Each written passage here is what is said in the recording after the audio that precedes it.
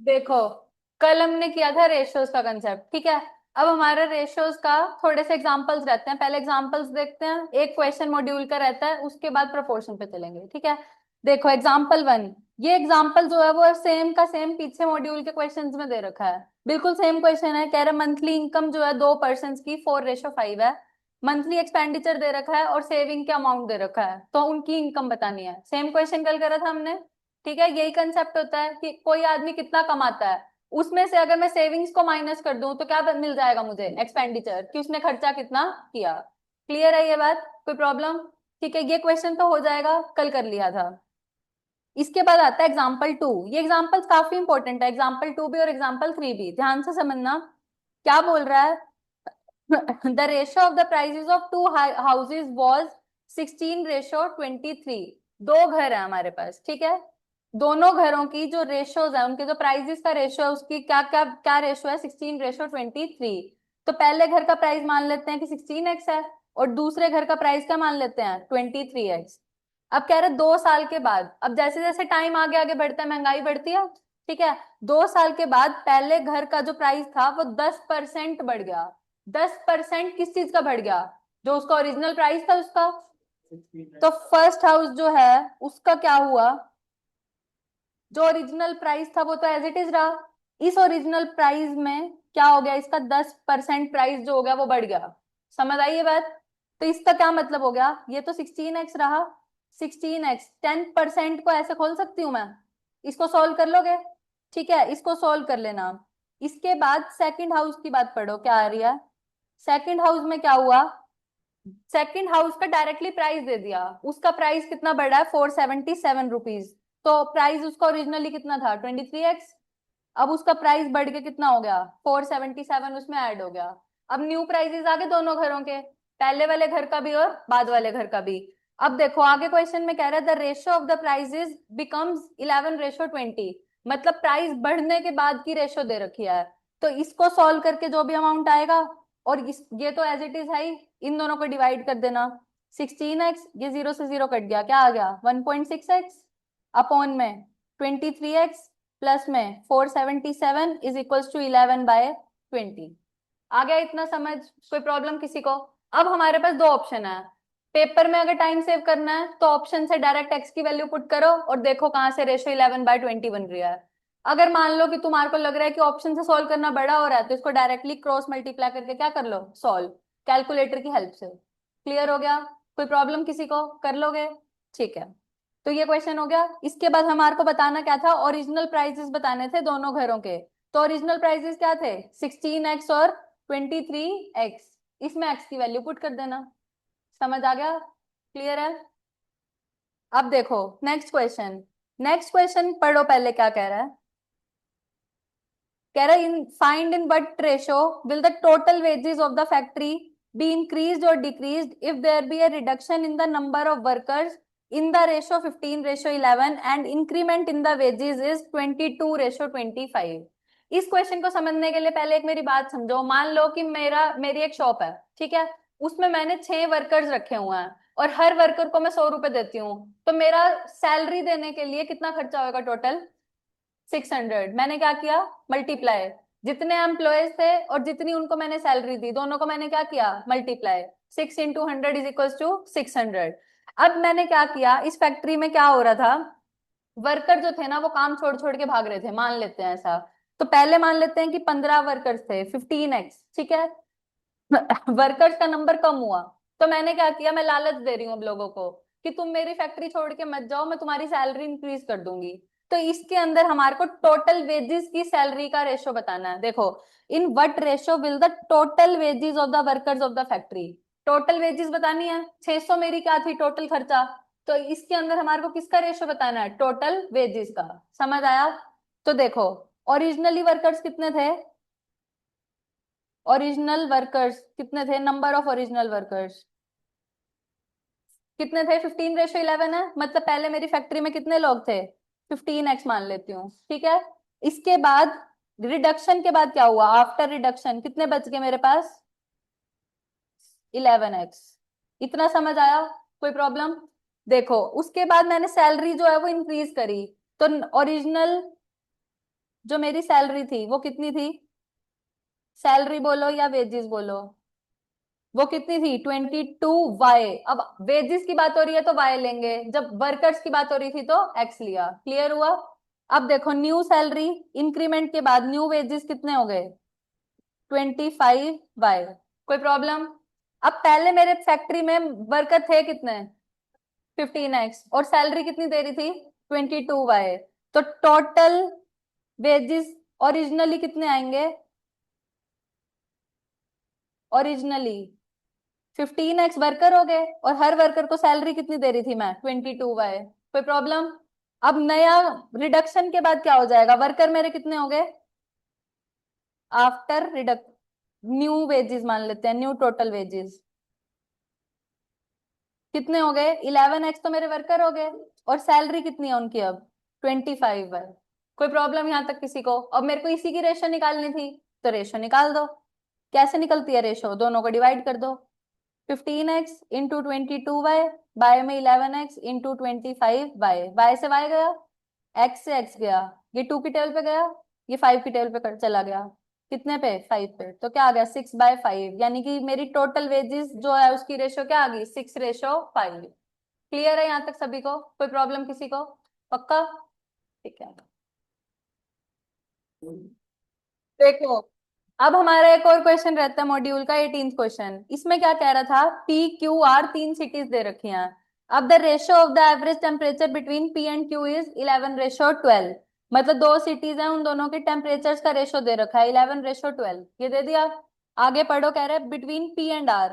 P और R का ratio क्या दे रखा है? 9:8। मुझे कह रहा है कि क्यू और आर का रेशियो क्या होगा? किसका रेशियो बताना है? क्यू और आर का। इसका रेशो मुझे बताना है, ठीक है। अब ये रेशो लिखी हुई है जो, इसको मैं ऐसे लिख सकती हूँ पी बाय क्यू की फॉर्म में।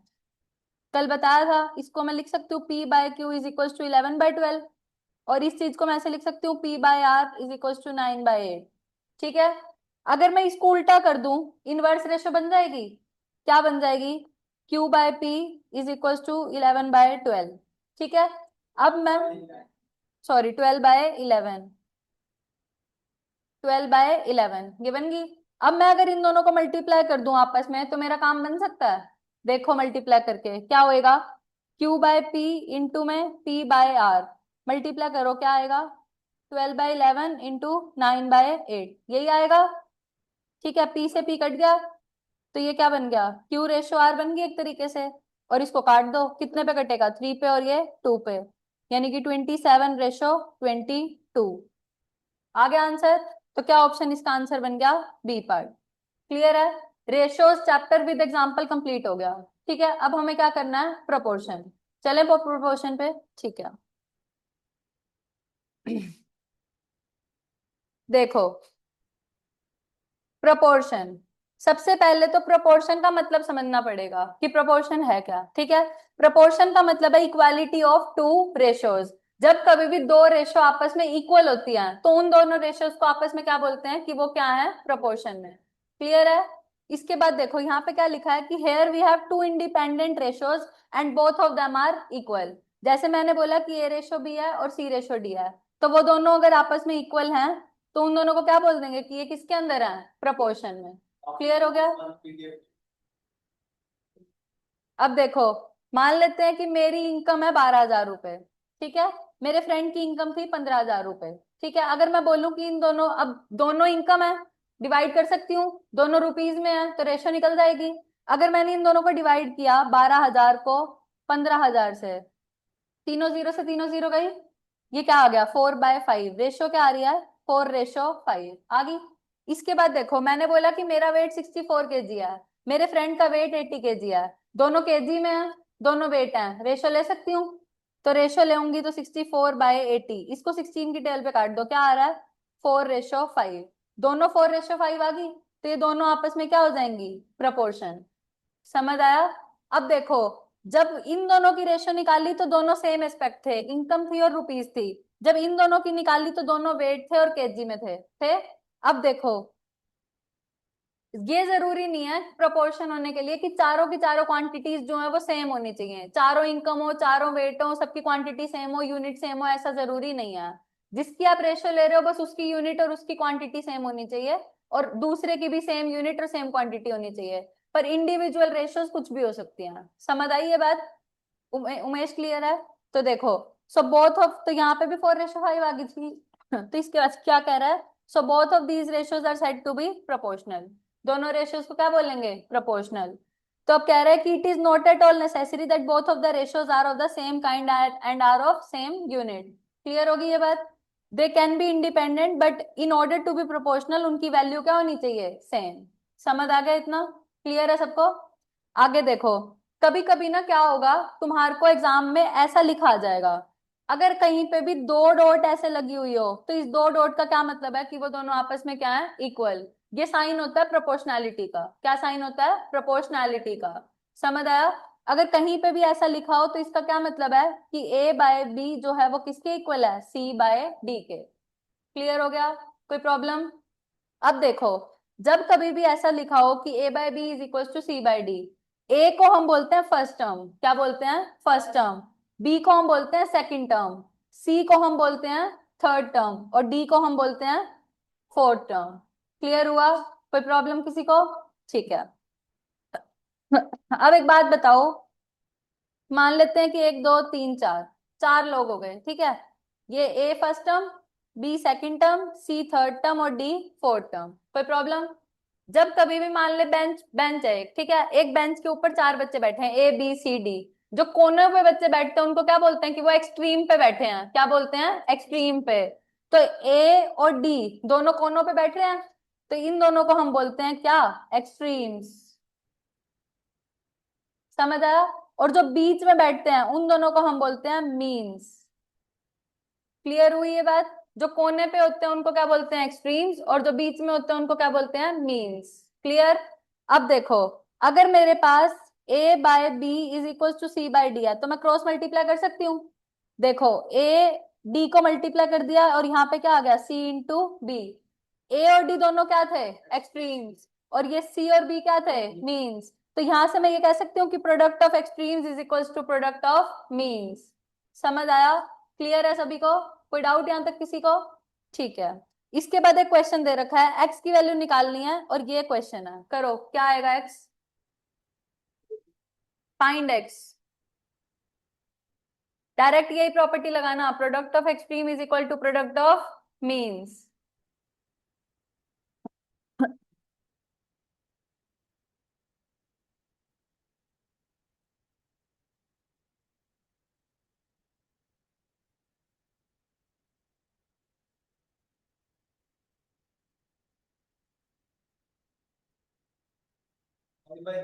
हाँ जी, हुआ सबका?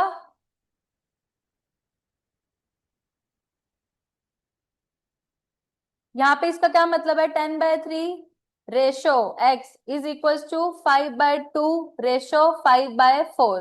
ठीक है? एक्सट्रीम क्या क्या हो जाएगा? ये और ये। तो एक्सट्रीम्स का प्रोडक्ट किसके इक्वल हो जाएगा? प्रोडक्ट ऑफ मीन्स के। कोई प्रॉब्लम? इसको सॉल्व कर दो। 5 से 5 कट गया, ये 2 की टेल पे कट गया, तो ये क्या, और ये 5 की टेल पे कट गया, तो यहाँ पे क्या आ जाएगा? 5/3 इज इक्वल टू एक्स। कोई प्रॉब्लम किसी को? डायरेक्ट प्रॉपर्टी है। अब पेपर में तुम ऐसे भी कर सकते थे, 10/3 बाय एक्स, इसके नीचे 1 लगा के इज इक्वल टू 5/2 बाय में 5/4। जिसको जैसे कंफर्टेबल है वो वैसे कर सकता है। समझ आया? प्रॉपर्टी याद आ जाए तो प्रॉपर्टी लगा दो, नहीं तो ऐसे कर लो, छोड़ के नहीं आना लेकिन। क्लियर है? चले आगे। संदीप क्लियर है? ठीक है, आगे देखो। आगे हमें क्या बोल रहा है? कि ए बाय बी मान लेते हैं बी बाय सी के इक्वल है, तो यही इसका मतलब यही होगा, प्रोपोर्शन है इसका मतलब। तो देखो, a by B is equal to b by c. पहले यहाँ पे बी होता था, यहाँ सी होता था, यहाँ डी होता था, ऐसे होता था। अब यहाँ पे बी है, जिससे ये खत्म हो रहा है उससे ये शुरू हो रहा है। जिससे कोई चीज खत्म हो अगली रेशो उसी से शुरू हो, तो वो कॉन्टिन्यूटी चलती है। तो उस चीज को हम क्या बोल देते हैं? Continuous proportion. क्लियर हुआ? ठीक है। हेयर अब देखो, यहाँ पे जब टर्म ही तीन है तो तीन टर्म के ही नाम होंगे। ए को क्या बोल देंगे? First term. बी को क्या बोल देंगे? Second term. और सी को हम क्या बोल देंगे? Third term. Here A and C are called first and the third proportional. Clear है? और जो बी होता है उसको क्या बोलेंगे? सेकंड बोल दो या मीन बोल दो। क्लियर हुआ? कोई प्रॉब्लम किसी को? अब देखो यहीं पे अगर मैं क्रॉस मल्टीप्लाई कर दूं तो ये a c is equal to b square हो जाएगा। तो यहाँ पे अगर तीन टर्म्स दे रखी हो सिर्फ, तो ये रिजल्ट बन जाता है a c is equal to b square. Clear है? पक्का? ठीक है, करो क्वेश्चन। फोर्थ प्रोपोर्शनल बताओ। डायरेक्ट प्रॉपर्टी लग जाएगी, product of extreme is equal to product of means. गलत। गलत। 12। देखो 4, 6, 8 और फोर्थ प्रोपोर्शनल को x मान लिया, तो product of extreme is equal to product of means. x is equal to 6 into 8/4। 2 पे काट दो, x की वैल्यू क्या आ जाएगी? 12। क्लियर है? सेकंड क्वेश्चन करो। अब देखो सेकंड क्वेश्चन में बोला थर्ड प्रोपोर्शनल बताओ। फोर्थ प्रोपोर्शनल की बात करी है इसने? नहीं करी, तो इसका मतलब ये कैसी रेशो है? कॉन्टिन्यूअड प्रोपोर्शनल। तीन ही टर्म है इसमें, पहली, सेकंड और थर्ड। क्लियर हुआ? करो। हाँ, 27। जिस बच्चे का नहीं हुआ वो देखो, 12, 18 और x लिया। अब देखो फॉर्मूला क्या होता है? 12 into x is equal to 18 का स्क्वायर। तो x is equal to 18 into 18/12, 3/2। और ये कितने पे कट गया? 9। तो x is equal to 27। Clear है? नेक्स्ट करो। मीन प्रोपोर्शनल बताना है।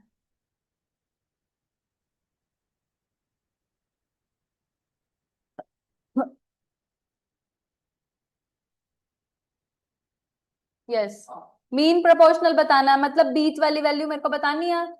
और यहाँ पे क्या आ जाएगा? 81। इसका क्या मतलब होएगा? X square is equal to 25 into 81। Square दूसरी साइड जाके क्या बन जाता है? रूट। ये बन गया। अब मेरे को 5 का रूट पता है क्या? 25 का रूट क्या होता है? 5। और 81 का 9। तो एक्स की वैल्यू क्या आ गई? 45। क्लियर है सभी को? श्रेया क्लियर है? ठीक है।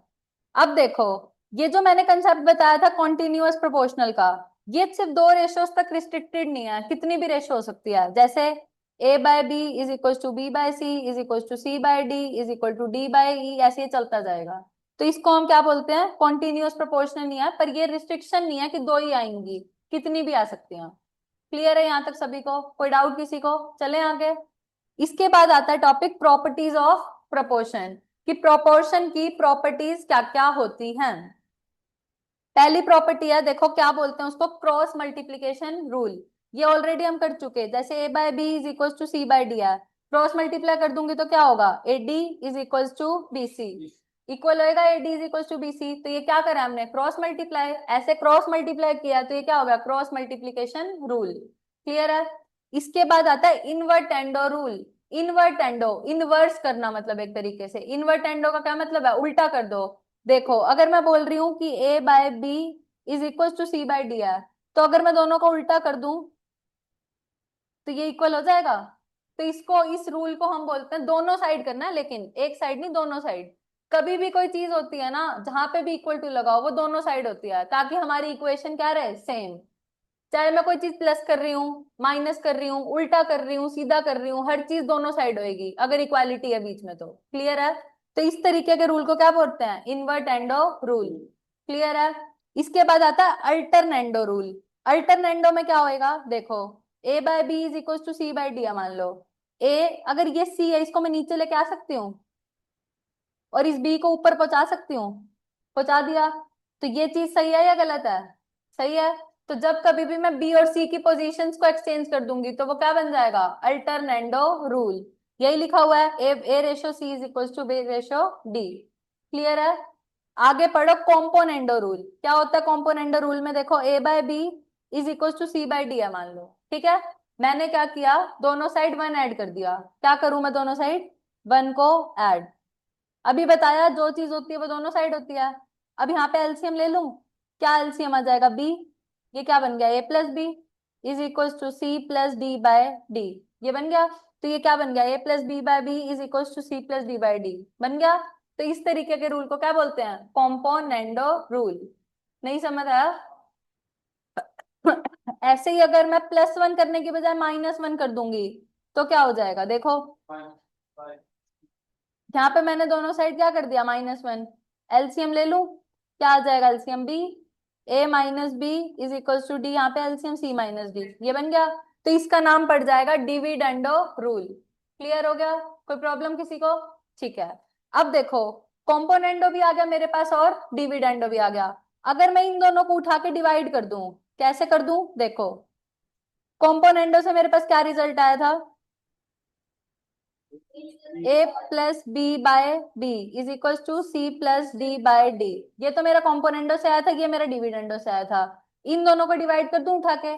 देखो, अगर मैं इन दोनों को डिवाइड करूंगी तो क्या बनेगा? A plus b by b, और यहाँ पे a minus b by B is equal to C plus d by d upon में सी माइनस डी बाय डी। ठीक है, इसको सोल्व करना आता है सभी को? ये बी से बी क्या हो जाएगा? कैंसिल। डी से डी क्या हो जाएगा? कैंसिल। तो मेरे पास बच क्या जाएगा? ए प्लस बी अपॉन में a minus b is equal to C plus D upon में सी माइनस डी। ये एक तरीके से कॉम्पोनेंडो और डिविडेंडो दोनों का कॉम्बिनेशन है। तो इसको हम बोल देते हैं कॉम्पोनेंडो एंड डिविडेंडो रूल। क्या बोल देते हैं? Componendo and dividendo rule. जिस बच्चे ने 11th 12th में मैथ्स पढ़ रखा है वो ट्रिग्नोमेट्री में इसको सी एंड डी रूल भी बोलता था। क्या बोलता था? सी एंड डी रूल। क्लियर है? कोई प्रॉब्लम किसी को? क्या चीज? देखो, कॉम्पोनेंडो किया था तो ये रिजल्ट आया था। ठीक है, डिविडेंडो किया तो ये रिजल्ट आया। अब मैंने इन दोनों को उठा के डिवाइड कर दिया। डिवाइड तो करना आता है, डिवाइड करते ही आ गया। समझ आया? मतलब अगर कभी भी अगर मैं सीधी भाषा में बात करूं, a by B is equal to C by d लिखा है, तो मेरे को क्या करना है? ए प्लस बी अपॉन में ए माइनस बी, ऊपर वाले में नीचे वाला ऐड और ऊपर वाले में नीचे वाला minus, is equal to C plus D upon में सी माइनस डी। तो ये रूल क्या होता है? Componendo and dividendo rule. Clear है? ठीक है। इसके बाद बात आती है एडेंडेंडो रूल। एडेंडो रूल का क्या मतलब होएगा? किसी चीज को ऐड करना। समझ आया? अब देखो, मेरे पास मान लेते हैं कि बहुत सारी आइटम्स दे दी। ये दे दिया मेरे को ऐसे, जैसे मेरे को दे दिया a by B is equal to C by d is equal to e by f, ऐसे ऐसे चलता जा रहा है। तो ये जो रेशो होती है ना, वो हमेशा इसके इक्वल होती है। A plus c plus e is equal to b plus d plus f, और यहाँ पे जितनी भी चीजें हैं वो सब ऐड हो जाएंगी। कैसे होएगा? देखो, अगर मैंने बोला 8/4 किसके इक्वल है? 12/6 के। ये किसके इक्वल हो जाएगा? 18/9 के। कोई प्रॉब्लम किसी को? ठीक है। अगर मैं इसको एक बार चलो देख लो, अगर मैं इन दोनों इन जो मैंने प्रॉपर्टी बताई उससे क्या होना चाहिए? 8 + 12 + 18 इज इक्वल टू 4 + 6 + 9 होना चाहिए। ऐड करके देखो, ऊपर ऐड करके क्या बन रहा है? 38, और नीचे 19, क्या आ रहा है? 2। 2/1, और ये सब भी क्या थे? 2/1। समझ आया? जब कभी भी बीच में इक्वल होगा तो ऊपर वाली चीजें ऐड कर दोगे और नीचे वाली चीजें भी ऐड कर दोगे, तो भी हमेशा रेशो क्या रहेगी? सेम। समझ आया? सेम रूल जो होता है वो मल्टीप्लीकेशन में सब्ट्रैक्शन में एप्लीकेबल होता है, उसको क्या बोलते हैं? सब्ट्राहेंडो रूल। क्लियर हुआ? पक्का? सेम चीज है, अगर यहाँ पे प्लस किया मैंने माइनस कर लेती तो भी सेम ही आती। क्लियर हो गया? इस क्वेश्चन को करने के लिए ना हम क्या करते हैं वैसे, यहाँ पे देखो मैंने क्या ले रखा है? के ले रखा है। वैसे क्वेश्चन आएगा जब मैं बताऊंगी। ये देखो मैंने के ले रखा है, तो हर बार ये एक ही वैल्यू के इक्वल होती है। जैसे यहाँ पे ये 2 के इक्वल आ रही थी। 9 मैंने क्या लिया था? 12/6 इज इक्वल टू 18/9, या मैंने क्या लिया था? 4/2। इन सबको मैं एक ही नंबर के इक्वल मान लेती हूँ। वो नंबर क्या होएगा यहाँ पे? 2। समझ आ रहा है? तो हर बारी ये वैल्यू सेम आएगी, इसलिए उसको एक ही नंबर के इक्वल मान लेते हैं। क्लियर हो गया? कोई प्रॉब्लम किसी को? चलें आगे। ठीक है, अब हम करते हैं क्वेश्चंस। करें? ठीक है।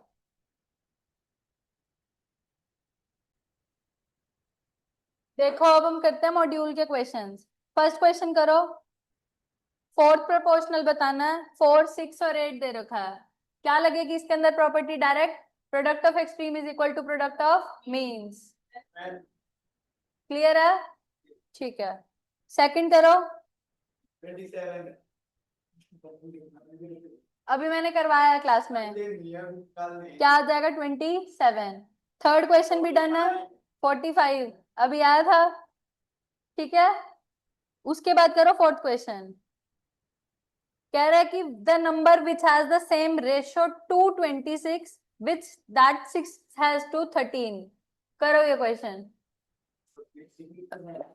कह रहा है वो नंबर क्या होगा जिसकी 26 के साथ अगर मैं रेशो ले लूं तो वो रेशो 6/13 की रेशियो के इक्वल है।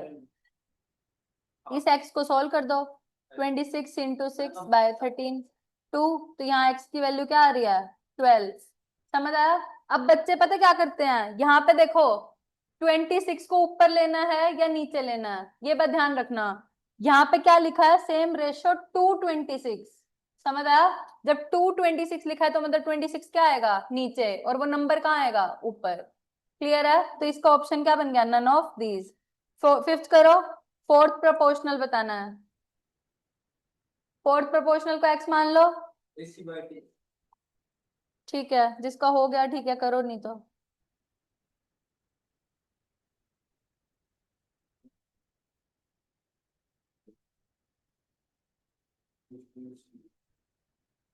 टू ए है, ए स्क्र है, सी है और x है, तो ये 2a into x is equal to a square into c. कोई प्रॉब्लम?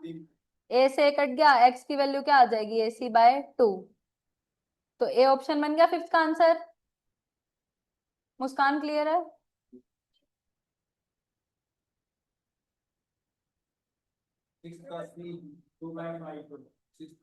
एक मिनट।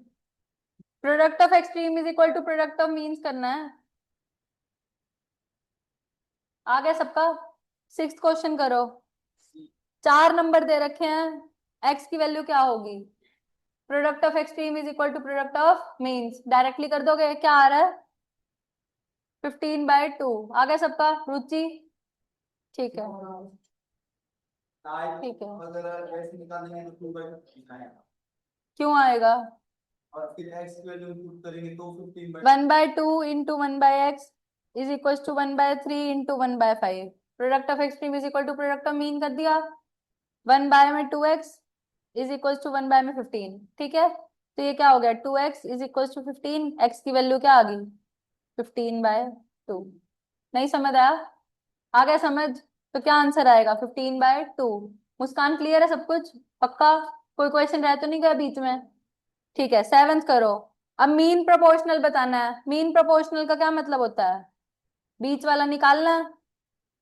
फर्स्ट और थर्ड दे रखा है। क्या प्रॉपर्टी होती थी 12x², इसको हम क्या मान लेते हैं, p मान, कुछ भी मान लो, m मान लो, मीन प्रोपोर्शनल है तो ठीक है, इज इक्वल टू 27y²। ठीक है, अब ये देखो m² की वैल्यू किसके इक्वल हो जाएगी 12x² इंटू 27y²। कोई प्रॉब्लम? अब ये m स्क्वायर है, उस साइड जाके क्या बन जाएगा रूट, √12x² इंटू 27y²। कोई प्रॉब्लम? अब देख x का स्क्वायर है, ये रूट से बाहर आएगा तो क्या बच जाएगा सिर्फ x। y का स्क्वायर है तो रूट से बाहर आके y। अब मेरे पास अंदर क्या बच गया 12 इंटू 27। कोई प्रॉब्लम? अब 12 को मैं ऐसे लिख सकती हूँ 4 इंटू 3, और 27 को 3 इंटू 3 इंटू 3। कोई प्रॉब्लम? और ये एक्स वाई तो बाहर आई।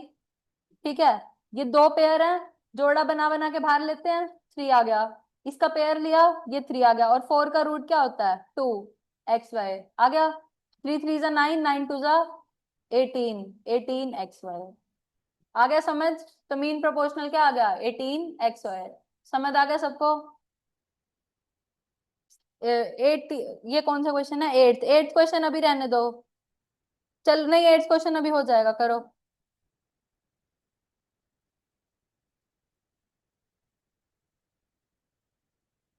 देखो एट्थ क्वेश्चन के लिए क्या करना पड़ेगा, इन सबको के इक्वल मान लो। ये लिखा है ए, इसके नीचे कुछ नहीं है तो 1 लगा दूं। ये किसके इक्वल दे रखा है b/2 के, और ये किसके इक्वल दे रखा है c/5 के। ए रेशो बी रेशो सी निकालनी है मेरे को। इसको मैं के इक्वल मान लूं, क्योंकि सब इक्वल हैं तो सब बराबर आएंगे। ए की वैल्यू क्या आ गई के, बी की वैल्यू क्या आ गई 2 के, और सी की वैल्यू क्या आ गई 5 के आ गई। अब मेरे को क्या निकालना था, ए रेशो बी रेशो सी, तो ये क्या आ गई के रेशो 2 के रेशो 5 के से के कट गया 1:2:5। क्या आ गया, समझ आ गया? क्लियर है? तो जब कभी भी इक्वल होती है तो उसको के इक्वल मान के रेशो निकाल दो, तो क्या आ गया 1:2:5। समझ समझ आ रहा है संदीप? शुभम, 9th क्वेश्चन करो। ऐसे ही करना है ये भी, के इक्वल लेके।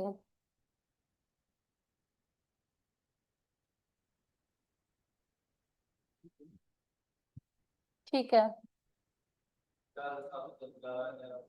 टू है अगला करें। जिसका हो गया कर लो।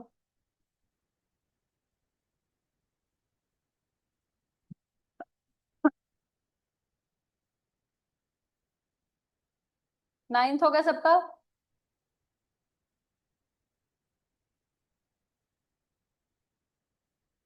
देखो Muskan, a/3 is equal to b/4 is equal to c/7, ठीक है।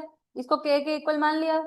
a की वैल्यू क्या आ रही है 3k, b की वैल्यू क्या आ रही है 4k, और c की वैल्यू क्या आ रही है 7k। मुझे रेशो किसकी निकालनी है, a plus b plus c by c की। तीनों को ऐड कर दे, क्या आएगा ऐड करके, 3k plus 4k plus 7k, और नीचे क्या है 7k। ऊपर ऐड कर 14k बाय 7k, k से k कट गया तो क्या आ रहा है 2, k से k तो कैंसिल हो गया, 14/7 क्या आ जाएगा 2। तो क्या आंसर आ गया 2। समझ आया सबको, क्लियर है सबको Umesh. Five by three 10th question करो। सी गलत है, गलत है। हाँ, पढ़ने तो दे बच्चों को। देखो, p/q is equal to r/s दे रखा है, 2.5 इज बाय में 1.5 के इक्वल, ठीक है। इन दोनों को मैं मल्टीप्लाई कर सकती हूँ, ठीक है। तो ये ps is equal to Q R हो गया। अब अगर ये दोनों इक्वल हैं तो ps/qr की रेशो क्या हो जाएगी 1/1। तो ये क्या आ गया 1:1। समझ आया या नहीं आया। जब कोई चीज इक्वल है 2 इज इक्वल टू 2 तो उनकी रेशो क्या होगी 1:1। ये चीज इक्वल में थी, इसको मैं मल्टीप्लाई 1 लिख सकती हूँ। ये इधर मल्टीप्लाई में इधर आके डिवाइड हो गया तो क्या बच गया 1, 1/, नहीं तो इससे कर ले, इससे भी हो जाएगा। आर पी क्या उसकी वैल्यू ये सब दे रखा है तेरे को, मेरे को क्या निकालना था, पीएस बाय में क्यू आर, ये मुझे निकालना था, ठीक है। तो इसको क्या करेगा तू, डायरेक्टली इसके अंदर इसको सॉल्व कर ले पहले। 5/3 आ जाएगा कट पिट के। उसके बाद क्या करना है, पी की वैल्यू फाइव एस की वैल्यू ऐसे कैसे p की वैल्यू 5, ऐसे आमने सामने लिखने से इक्वल थोड़ी होता है। पी क्या is equal to five by three है p क्या हो, इक्वल टू फाइव बाई अरे P by two is equal to five by three हाँ हाँ हाँ P by three is equal to five by three R S is equal to five by three हाँ। तो P को P five के बराबर है तो p is equal to 5/3 into Q होएगा ना, 5 के इक्वल कैसे हो जाएगा। हाँ, वैल्यू पुट कर देंगे। समझ आया भाई, नहीं आया, क्लियर है सबको, पक्का। ठीक है, नेक्स्ट करो 11th क्वेश्चन।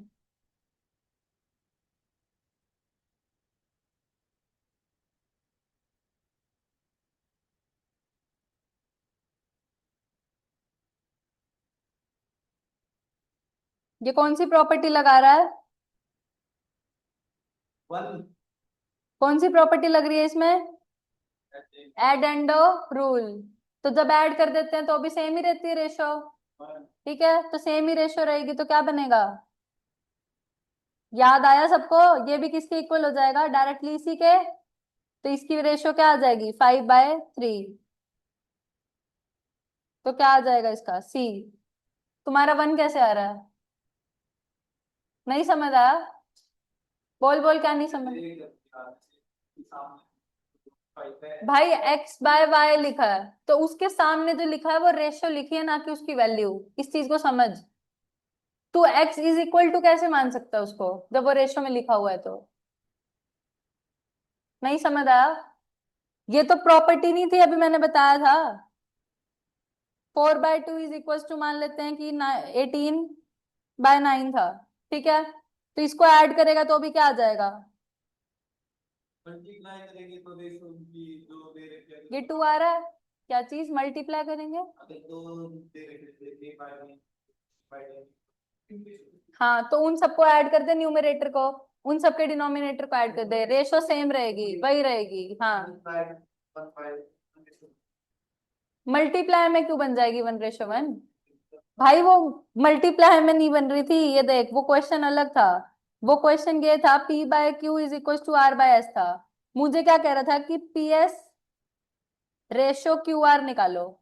वो तो मैंने इन दोनों को क्रॉस मल्टीप्लाई किया, तो PS और QR इक्वल आ गया। अब कोई दो इक्वल चीज है, उनकी मैं अगर डिवाइड करूंगी तो क्या मिलेगा? 1:1। वो तो ऐसे हुआ था, उसमें कोई रूल ही नहीं लग रहा। अब समझ आया? और इस वाले क्वेश्चन में रूल लग रहा है। कौन सा? एड एंड रूल, कि न्यूमरेटर को ऐड कर दो, डिनोमिनेटर को ऐड कर दो, सारी इक्वल रेशियोज का। तो रेशियो हमेशा क्या रहती है? सेम। अब आया समझ? क्लियर है सबको? कोई कंफ्यूजन किसी को? मुस्कान क्लियर है? पक्का? रुचि क्लियर है भाई सबको? शुभम क्लियर है पक्का? संदीप ठीक है। अब करो नेक्स्ट क्वेश्चन, 12th। इस क्वेश्चन को क्रॉस मल्टीप्लाई करके पूरा सॉल्व करके देख लो।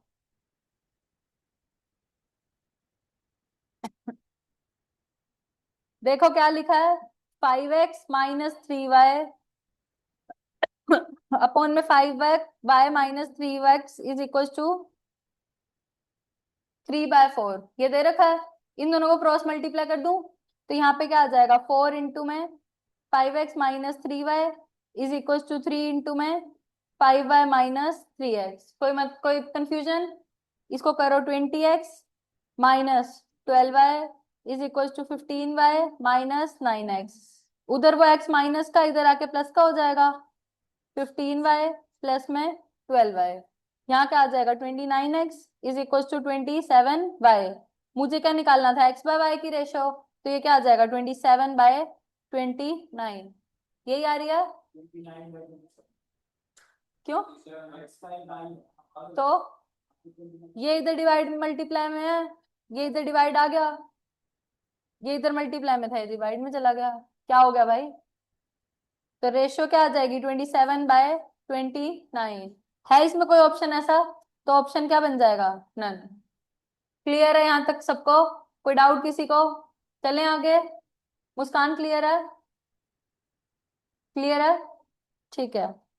अब है 13th क्वेश्चन का भी कंसेप्ट मेरे को कराना है। 14th क्वेश्चन करो पहले। फिर से वही इक्वल है तो किसके इक्वल मान के चलेंगे? के। 2/3/7 इसको कैसे करेंगे? x/2 is equal to y/3 is equal to z/7 is equal to k। x की वैल्यू क्या आ जाएगी? 2k। y की वैल्यू क्या आ जाएगी? 3k। z की वैल्यू क्या आ जाएगी? 7k। अब जहां पे भी जो वैल्यू लिखी हुई है उनको पुट कर दो। ठीक है। 2 × 2 यहाँ पे क्या आ जाएगा? 4k माइनस 15k और प्लस में 28k और बाय में 6k। ये आ गया। ऊपर वाले को सॉल्व कर दो, क्या आ जाएगा? 17k बाय में 6k, तो k से k कट गया, 17/6 आंसर आ गया। समझ आ गया सबको? रुचि डन? करो करो। ओके 15 क्वेश्चन तुमसे नहीं होएगा अभी, उसके बाद करो तुम 16th क्वेश्चन। 16th क्वेश्चन को हमें ऑप्शन से करना है। 250 मुझे कह रहा है कि 750 रुपए हैं मेरे पास, और मेरे को वो 3 हिस्सों में बांटने हैं। ठीक है? जो उनके हिस्से होंगे वो होने चाहिए 4:5:6 में।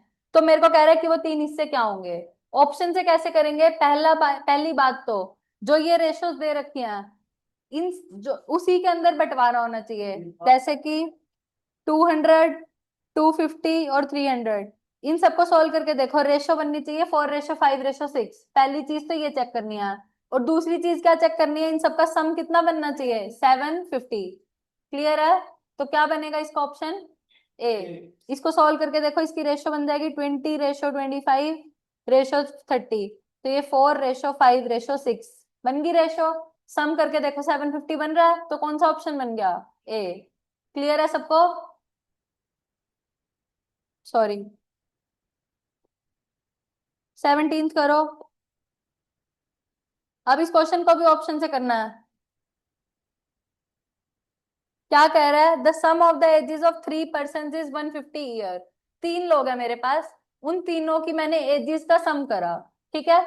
उन तीनों की एजेस का सम करके क्या एज बन रही है, 150, ठीक है। अब कह रहे 10 साल पहले, एगो मतलब पहले, 10 years ago their ages were in the ratio 7:8:9, उनकी प्रेजेंट एज क्या होगी। अब जो भी ऑप्शन दे रखे हैं उनमें क्या करो, -10 करके देखो, जिससे 7:8:9 बन जाएगा वही हमारा क्या बन जाएगा, आंसर। और एक और चीज भी मैं चेक करनी पड़ेगी कि उनका सम कितना बनना चाहिए, 150, ठीक है। चेक करो।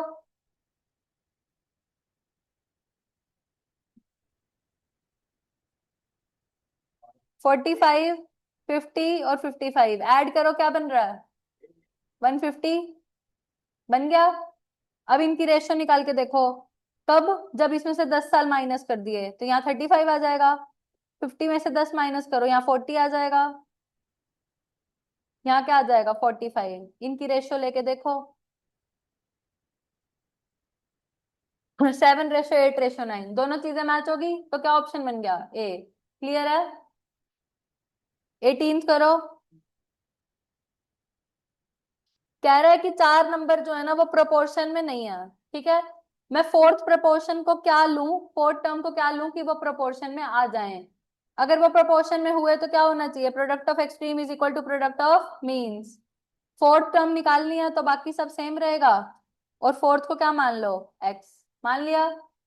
तो product of extreme is equal to product of means करा। इसको सोल्व कर दो, 16 × 35/14, ये 2 पे, 7 5 × 35, ये 8 पे, क्या आ रहा है एक्स की वैल्यू, 40, तो क्या आंसर आ जाएगा, बी। क्लियर हुआ सबको, पक्का। नेक्स्ट करो, बताओ।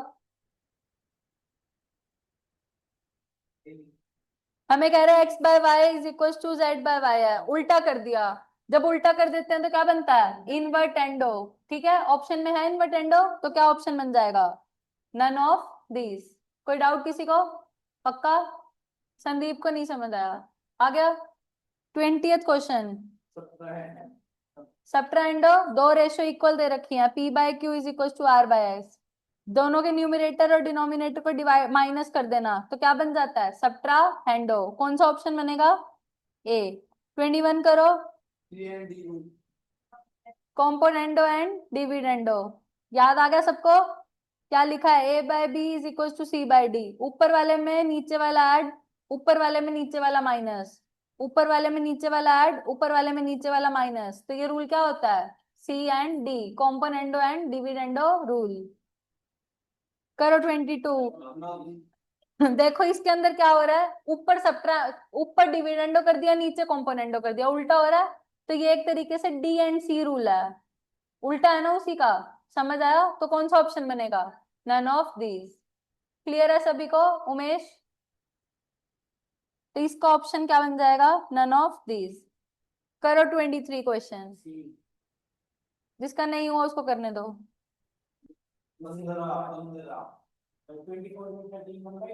मुझे कह रहा है कि ये प्रोपोर्शन में आने चाहिए, तो स्टार की वैल्यू क्या होगी भाई, product of extreme is equal to product of means. 12 × 20 is equal to 16 × x, 12 × 20/16 is equal to x, तो ये क्या आ जाएगा, 4 3 जा 4 4 जा, और ये 5 पे 15 आ रहा है सबका, आ गया सबका 15। अब करो अगला, इसको मिक्स फ्रैक्शन को सॉल्व करना आता है सभी को। ये 13 1/2 लिखा है, तो ये दोनों आपस में मल्टीप्लाई होते हैं और ये ऊपर वाला ऐड, तो ये क्या आ जाएगा, 27/2। आ गया समझ, करो इसको, स्टार बताओ, धीरे चलते हैं अभी।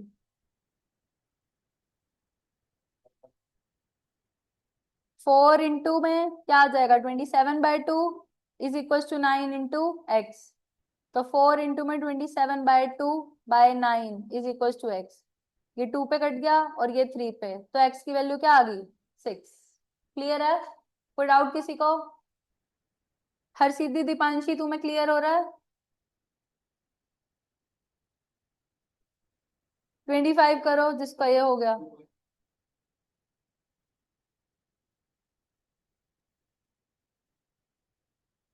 हमें कह रहे हैं मीन प्रोपोर्शनल निकालना है। मैं कैसे खोलूं? कोई तो मीन प्रोपोर्शनल निकालना है। मीन प्रोपोर्शनल निकालने का क्या मतलब है? बीच वाला निकालना है। 1.4 x और 2 क्या है? 5.6।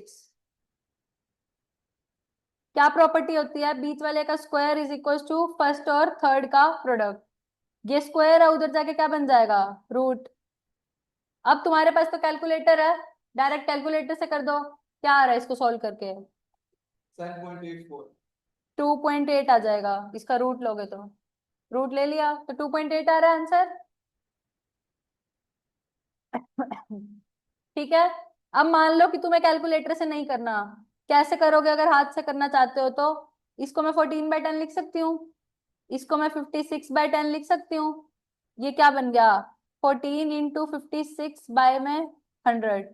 ये 100 है, इसका रूट लेंगी तो 10 आ जाएगा। ऊपर क्या आ जाएगा? 728 मल्टीप्लाई करके। ठीक है,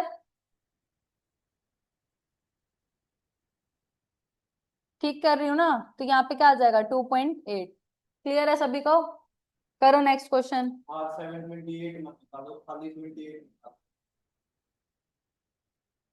18 में से 24 है ना, 784 होता है, सॉरी गलत कर दिया। रूट इसको मल्टीप्लाई करोगे, 4 का 784 का रूट कितना होता है? 28 बाय 10 क्या आ जाएगा? 2.8। ठीक है, क्लियर है सभी को? कोई डाउट किसी को? करो नेक्स्ट क्वेश्चन। ये भी वैसे ही के इक्वल लेके करना है, अब तो प्रैक्टिस होगी होगी। 26 क्वेश्चन।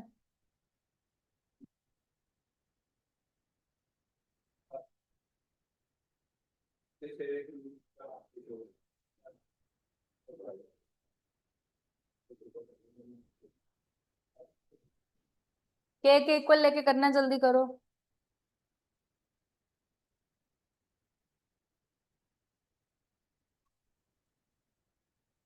आ गया सभी का 26 का आंसर? क्या आ रहा है? 2। क्लियर है? करो नेक्स्ट क्वेश्चन। 27 ऑप्शन से करना है। कह रहा है कि दो नंबर की रेशो 3:4 है, अगर उसके अंदर मैंने 6 ऐड कर दिया तो न्यू रेशो क्या बन जाएगी? 4:5। तो क्या है वो दो नंबर? पहले तो ये चेक करो कि सारे के सारे ऑप्शन जो हैं वो 3:4 बनना चाहिए। इन दोनों की रेशो निकालो, क्या बनेगी? 7:10। ये रिजेक्ट हो गया। इसको देखो, ये बन रही है? कोई रेशो ही नहीं बन रही, काट दो। 18 और 24 को देखो, क्या रेशो बन रही है? 3:4 बन रही है ओरिजिनली। ठीक है, अब इसके अंदर मैंने क्या किया? 6 को ऐड कर दिया। 18 के अंदर 6 ऐड करूंगी तो क्या बन जाएगा? 24। और 25 के अंदर 6 को ऐड करूंगी तो क्या बन जाएगा? 30। तो इसकी रेशो क्या बन रही है? 4:5। तो दो नंबर क्या हो गए? 18 एंड 24। क्लियर है सभी को? कोई डाउट किसी को? 28 क्वेश्चन।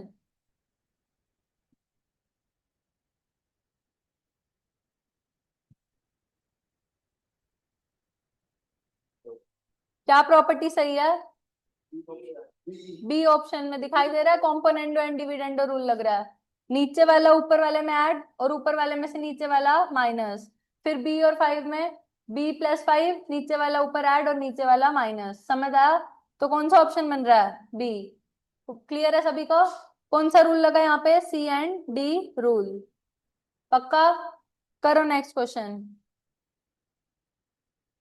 ए बाय बी की वैल्यू क्या दे रखी है? 4/1।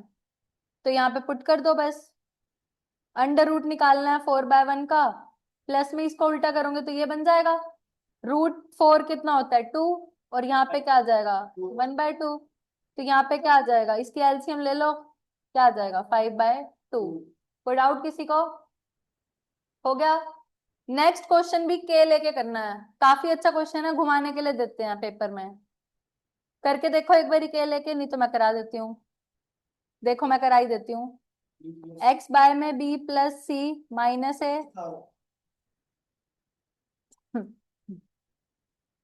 हाँ,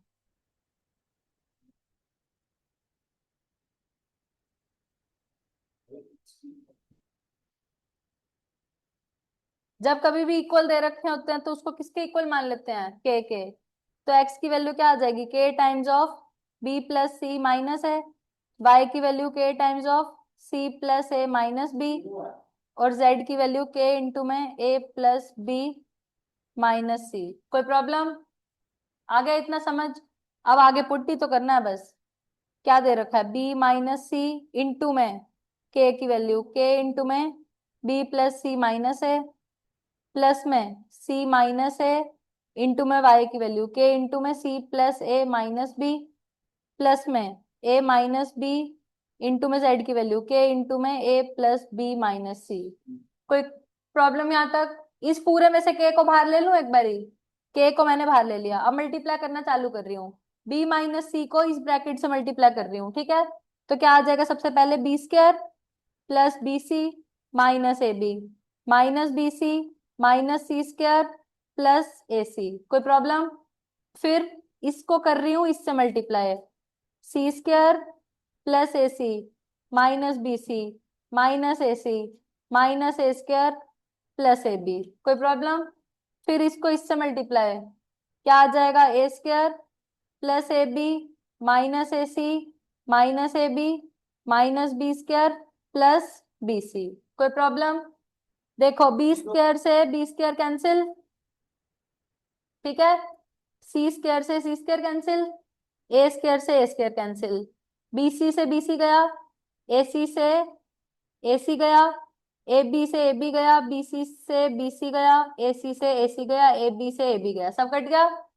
तो के इंटू जीरो क्या आ गया? जीरो। क्लियर है सभी को? कोई डाउट किसी को? तो क्या ऑप्शन बन गया इसका आंसर? बी। मॉड्यूल के सारे क्वेश्चंस क्लियर हो गए, ठीक है। इसके बाद अपने दो इंपॉर्टेंट कंसेप्ट आएंगे, वो करेंगे हम, ठीक है। देखो अब इसके बाद आते हैं एक और अच्छे कंसेप्ट के ऊपर, ठीक है।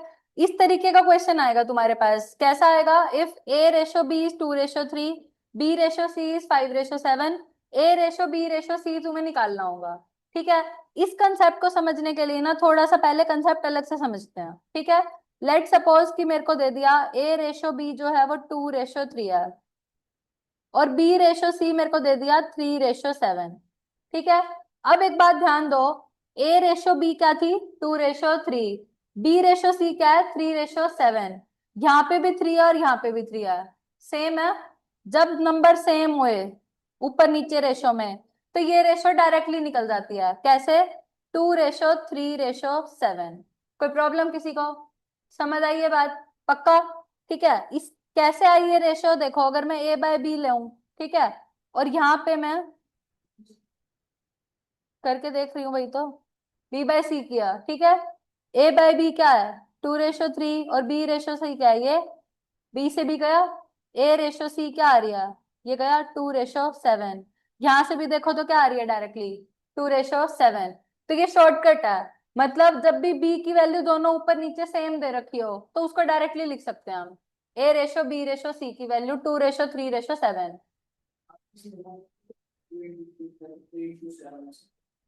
वो डिफरेंट में होता है भाई, सेम बनाने के लिए। समझ आ गया? क्लियर है यहाँ तक? अब कंसेप्ट आता है कि अगर ये अलग अलग दे रखे हो तो क्या करेंगे हम, ठीक है। और पेपर में क्वेश्चन अलग अलग वाले पे ही बनेगा, समझ गए। इफ डिफरेंट तो क्या करेंगे? देखो लेट सपोज कि ए रेशो बी मेरे को दे दी 2:3, ठीक है। बी रेशो सी मेरे को दे दी 4:5, और मुझे बोले जा रहा है कि ए रेशो सी बताओ, ए रेशो बी रेशो सी बताओ। तो मैं क्या करूंगी? ठीक है। देखो एक तरीका तो ये होता है कि इसको सेम बनाओ। ए रेशो बी दे रखा है 2/3, और बी रेशो सी क्या दे रखा है? 4/5। यहाँ बी के सामने क्या लिखा है? 3। यहाँ बी के सामने क्या लिखा है? 4। तो एक तरीका तो ये है कि मैं मल्टीप्लाई करके इसको सेम बनाऊं। यहाँ पे 4 की कमी है तो ऊपर नीचे 4 से मल्टीप्लाई 4 से डिवाइड। यहाँ 3 की कमी है उसको 3 से मल्टीप्लाई 3 से डिवाइड। ये क्या बन जाएगा? 8/12। और यहाँ पे क्या बन जाएगा? 12/15। सेम बन गया। अब ये ऊपर वाला क्वेश्चन बन गया।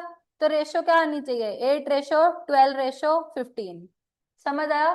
पर अब देखो ये थोड़ा ऐसा नहीं लग रहा कि क्या मल्टीप्लाई करें क्या डिवाइड करें। अभी तो हमें डायरेक्टली दिख रहा है कि क्या मल्टीप्लाई करना है। मान लो कि कोई बड़ा सा नंबर आ गया, नहीं दिखाई दे रहा क्या मल्टीप्लाई करना है, तो थोड़ा मुश्किल हो जाएगा। हो जाएगा। तो उसके लिए हम सीखेंगे एक ट्रिक, ठीक है। क्या ट्रिक है? देखो ए रेशो बी दे रखा है क्या? 2:3 दे दिया। इसके बाद बी रेशो सी दे रखा है ना मेरे को, क्या दे रखा है? 4:5।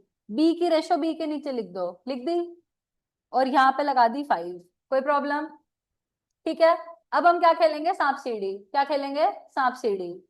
सांप सीढ़ी में क्या करेंगे, पहले नीचे से ऊपर चलेंगे। चले, ऊपर पहुंच गई मैं। ऊपर से नीचे आने का एक तरीका ये है, और फिर एक तरीका क्या है, ये। ठीक है। 2 को 4 से मल्टीप्लाई करो, क्या आएगा? 8। 3 को 4 से 12। 3 को 5 से 15। ऊपर वाला और ये वाला आंसर मैच हो गया। प्रॉब्लम किसी को कोई? समझ आया सभी को? पक्का? नीचे से ऊपर चले सांप सीढ़ी में, पहले ऊपर पहुंच गए थे, ऊपर से नीचे आए, एक रास्ता ये, एक रास्ता ये, डायरेक्टली आ गया आंसर। क्लियर है? करना ये क्वेश्चन, ये वाला क्वेश्चन।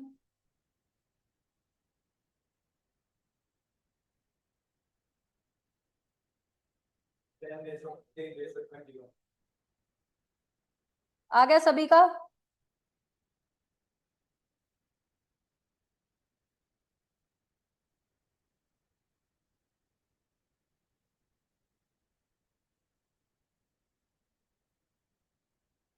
ए रेशो बी क्या दे दिया? 2:3।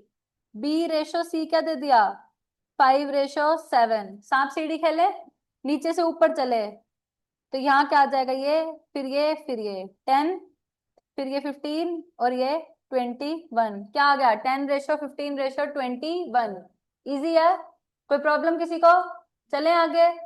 इसके बाद आती है एक और चीज। मान लेते हैं कि अभी तो अपने पास क्या थी, 1 1 2 2 रेशो थी। अगर उससे ज्यादा हो जाए तो क्या करेंगे? ठीक है। लेट सपोज कि ए रेशो बी मेरे को दे दिया 2:3। ठीक है। बी रेशो सी मेरे को दे दिया 4:5। सी रेशो डी मेरे को दे दिया 2:1। ठीक है। अब मेरे को क्या निकालना है, a ratio b ratio C ratio D. ये बोल दे निकालने के लिए, तो क्या करेंगे? सेम प्रोसेस चलेगा।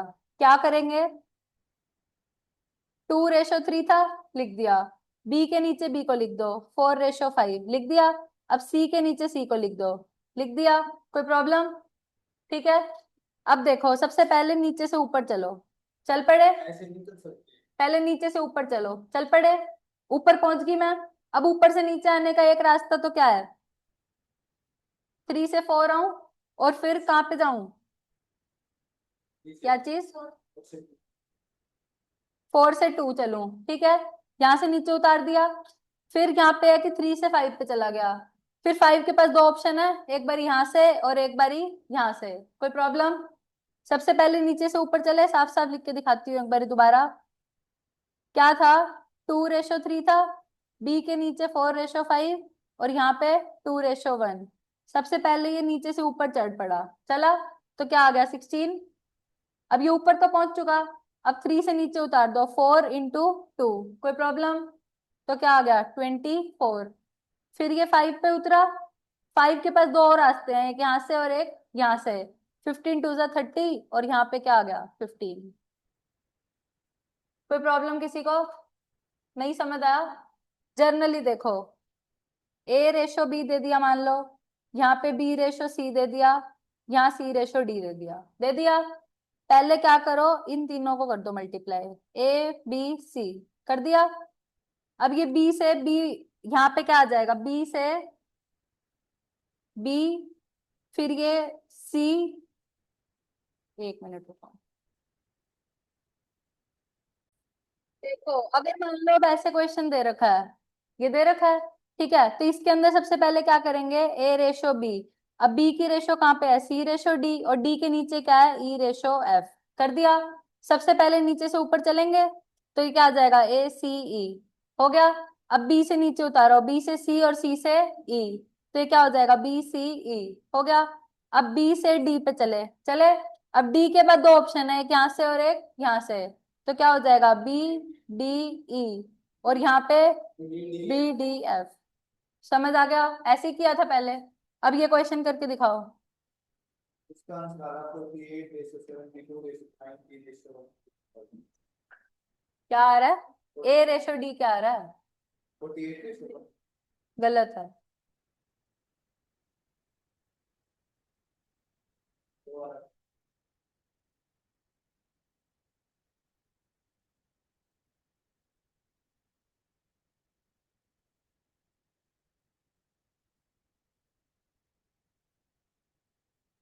A ratio B is 2:3, B ratio C is 4:5, C ratio D is 6:7. जो जिस यही आएगा, मैंने भी यही बोला। A ratio D क्या आ रही है? 48 रेशो।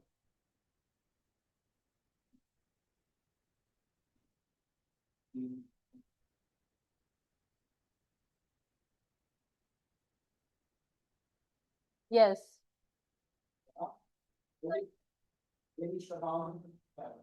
करो इसको, नीचे से ऊपर लेके जाओ। यहाँ पे क्या आ जाएगा? 24 2 जा 48, फिर ये 3 12 12 6 जा, समझ आ रहा है कैसे करना? 12 6 जा 72, फिर यहाँ पे 15 15 6 जा 90, और यहाँ 15 7 जा 105। अब इसको काट लो, किस पे कट जाएगा ये? 3 की 12 पे कट जाएगा, 16, और यहाँ पे 24 24, फिर यहाँ पे 30, और यहाँ पे 35। तो ए रेशो डी क्या आ जाएगा? 16:35। क्लियरली दिखाई दे रहा है? समझ आ गया कंसेप्ट? पक्का? ठीक है। देखो, इसके बाद आता है एक और कंसेप्ट, ठीक है। लेट सपोज कि मैंने एक होटल खोल रखा है, ठीक है, और उसमें मेरा बनता है बिरयानी, ठीक है। अब बिरयानी बनाने के लिए मुझे चावल चाहिए, ठीक है। शुरू शुरू में मैंने होटल खोला, तो मैंने क्या किया, बहुत महंगे वाले चावल का यूज किया। पर नया नया होटल था, लोग इतने आते नहीं थे, मेरा लॉस होने लग गया, ठीक है। तो उस लॉस को बचाने के लिए मैंने कहा, सोचा क्यों ना चावलों के अंदर मिलावट करनी चालू कर दूं। थोड़े से बढ़िया क्वालिटी के चावल ले लेती हूँ और थोड़े से उससे हल्की क्वालिटी के चावल ले लेती हूँ। मैंने क्या किया, 40 रुपए पर किलो वाले जो चावल थे वो तो ले लिए, 5 किलो ले लिए। फिर लिए 20 रुपए पर किलो वाले चावल, वो ले लिए 15 किलो। इनकी कॉस्ट कितनी पड़ेगी मेरे को? 8 रुपए किलो। पागल है? 40 किलो का चावल है, 1 किलो 40 रुपए के आते हैं, 5 किलो कितने के पड़ेंगे? 200 रुपए के। ठीक है, किराने की दुकान पे मत जाइयो भाई, तू सामान लेना। और ये कितने का पड़ेगा? 300 रुपए का। टोटल रुपए मेरे कितने लग गए? 500। टोटल अमाउंट मेरा लग गया 500 रुपए। चावल चावल का खर्चा है, तो होटल चलाना तो बहुत महंगा है, ठीक है। और कितने किलो चावल आए? Total rice 20 kilo. तो 1 किलो चावल मेरे को कितने का पड़ा? 500/20, यानी कि 25 रुपए का मेरे को चावल पड़ गया। 1 किलो चावल, ठीक है। कहाँ मैं 40 रुपए पर किलो लेके आ रही थी, अब मेरे को सस्ता पड़ गया कितने रुपए का? 25 रुपए पर किलो का। मेरा फायदा हो रहा है, ठीक है। पक्का? अब पेपर में क्वेश्चन क्या आएगा, इस तरीके से जैसे ये क्वेश्चन दे रखा है। 1 किलो, एक तरीके का राइस है जिसकी 40 रुपए पर किलो कीमत है। एक दूसरे तरीके का राइस है जिसकी 50 रुपए पर किलो कीमत है। तुमने मिलावट करी उसकी, और जो मिक्सचर बना वो कितना बना? 48 रुपीज पर केजी का, ठीक है। तो मेरे से ये पूछेगा कि वो मिलावट किस रेशो में करी, ठीक है, रेशो पूछेगा। तो यहाँ लिखो 40, यहाँ लिखो 50, मिक्स करके कितने का बना? 48 का। मेरे को ये पूछेगा कि कितना कितना, कौन सा चावल मिलाऊं कि मेरा जो अमाउंट बन जाए वो 48 का बन जाए। इस तरीके के क्वेश्चन को करने की डायरेक्ट ट्रिक होती है, क्या होती है? बड़े में से छोटे को माइनस कर दो। करो बड़े में से छोटे को माइनस। बड़े में से छोटे को माइनस करो, यहाँ क्या आएगा? 8। यहाँ पे बड़े में से छोटे को माइनस करो, क्या आएगा? 2। यानी कि 1:4। यानी कि 1:4 में अगर मैं मिलावट करूंगी तो मेरा जो मिक्सचर बनेगा वो किस रेट का बनेगा? 48 का। लास्ट जो क्वेश्चन हमने किया था उसको इस ट्रिक से करके देखो। 40 रुपए का किलो चावल था और 20 रुपए का था। मेरा एवरेज कितने का आ रहा था? 25 का। लगाओ वही ट्रिक, बड़े में से छोटे को माइनस। 40 में से 25 गए, 15। 25 में से 20 गए, 5। क्या आ रही है? 1:3 आ गई। देखो ये रेशो क्या है, 5 और 15 की, 1:3। क्लियर हो गया? डायरेक्ट ट्रिक है इस क्वेश्चन की। उमेश समझ आया? पक्का? क्या दे रखा होगा और क्या निकालना होगा, समझ आया? अब देखो एक और अच्छा क्वेश्चन। ये वाला क्वेश्चन बहुत ध्यान से समझना, एग्जाम्पल दे रखा है सेम, वो तुम करोगे। कह रहे हैं कि एक तरीके की चाय पत्ती जो थी, चाय का ठेला खोल लिया मैंने, अब होटल तो चला नहीं मुझसे, महंगा पड़ रहा था ज्यादा, अब मैंने चाय का टपरी खोल ली। चाय की टपरी पे चाय पत्ती तो खरीदनी पड़ेगी, ठीक है। एक तरीके की चाय पत्ती जो थी वो मेरी आ रही थी 47.50 पर केजी, दूसरे तरीके की चाय पत्ती आ रही थी 50.50 पर केजी, ठीक है। कितना कितना अमाउंट में मिक्स करूं कि मैं उसको बेच पाऊं उस पत्ती को 20.625 रुपीज का, इतने अमाउंट पे मैं बेच रही हूँ, समझ आया। अगर मैं बेच रही हूँ तो कुछ कमा भी रही होंगी, तो कमा जो रही हूँ ना मैं, उसके ऊपर 20 रुपए फायदा कमा रही हूँ, तो इसका 20% निकालो पहले, तो क्या आएगा? वो मेरा हो जाएगा प्रॉफिट 12.125। तो मेरे को कॉस्ट कितने की पड़ेगी? सेलिंग प्राइस में से मैं अगर अपना प्रॉफिट माइनस कर दूं तो कॉस्ट पड़ेगी, तो मेरी कॉस्ट कितनी पड़ी? 48.5 रुपीज पर केजी, ये पड़ा।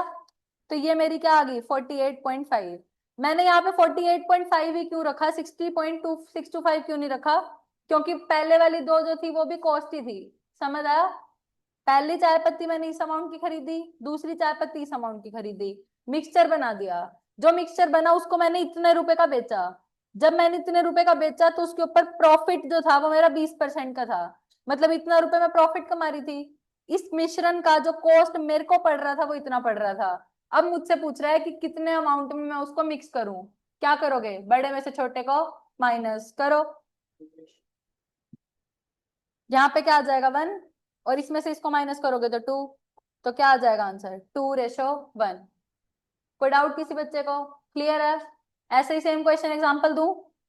ठीक है, पढ़ो इस क्वेश्चन को, एग्जांपल 3 को।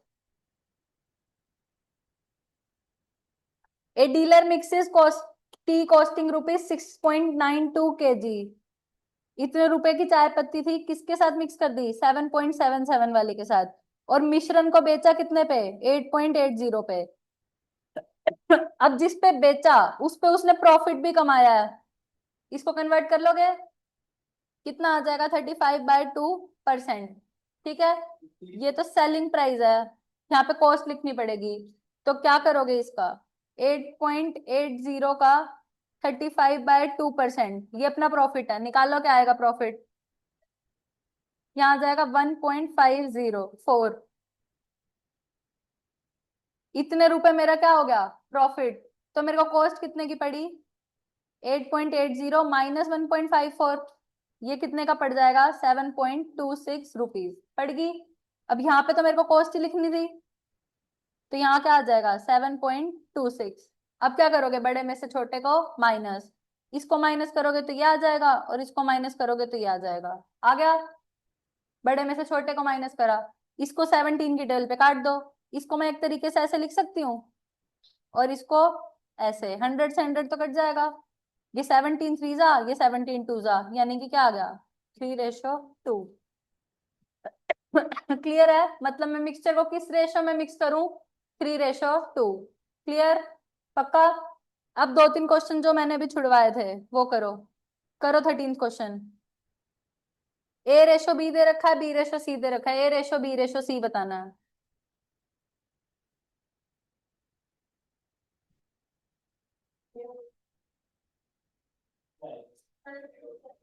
ठीक है, क्लियर है सभी को?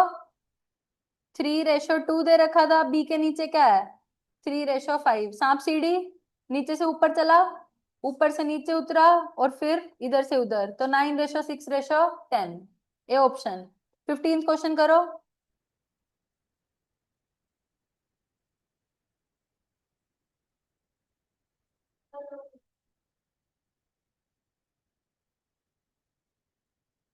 X:Y कितना दे रखा है? 2/3। Y:Z दे रखा है 4:3। मेरे को क्या निकालना है? X:Y:Z। जो जिसके नीचे है वो लिख दो, 2:3 और 4:3। ये इससे नीचे से ऊपर चलेंगे 8, इसको यहाँ से नीचे उतारा 12, और यहाँ पे ये, तो ये क्या आ गया? 8:12:9। आ रहा है कोई ऑप्शन ऐसा? तो ये क्या, इसकी बुक में जिस, तो ये क्या हो गया? डी। क्लियर है? पक्का? तो यहाँ पे अपना रेशो और प्रोपोर्शन विद एग्जांपल सब कंप्लीट हो गया, कोई कंसेप्ट मेरी तरफ से नहीं बचा। स्टिल कोई प्रॉब्लम हो तो तुम पूछ सकते हो, ठीक है।